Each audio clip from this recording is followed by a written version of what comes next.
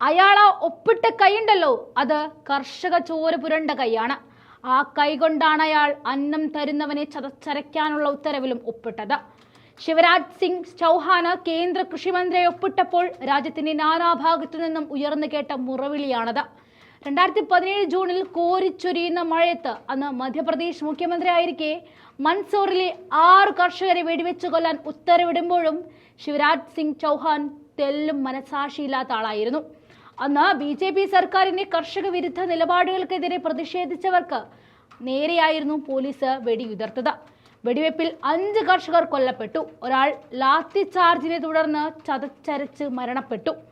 Swaminathan commission report നടപ്പിലാക്കുക, കടങ്ങൾ എഴുതിത്തള്ളുക, minimum താങ്ങുവില പ്രഖ്യാപിക്കുക, കർഷക ആത്മഹത്യകൾ തടയുന്നതിന് ആവശ്യമായ നടപടികൾ സ്വീകരിക്കുക തുടങ്ങിയ മുദ്രാവാക്യങ്ങൾ ഉയർത്തിയായിരുന്നു കർഷകർ പ്രതിഷേധിച്ചത്.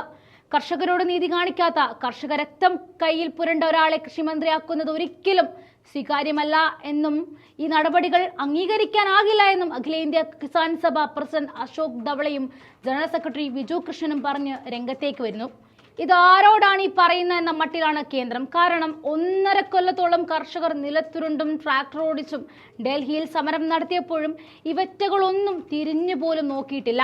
ചെയ്തു, വെടിവെച്ച് ഒരു കർഷക നേതാവിനെ ഇല്ലാതാക്കി. ആ പാരമ്പര്യം നിലനിർത്തി പോരുന്ന മോദി സർക്കാരിനോട് ശിവരാജിന്റെ ചരിത്രം വിളമ്പിയിട്ട് എന്ത് കാര്യം?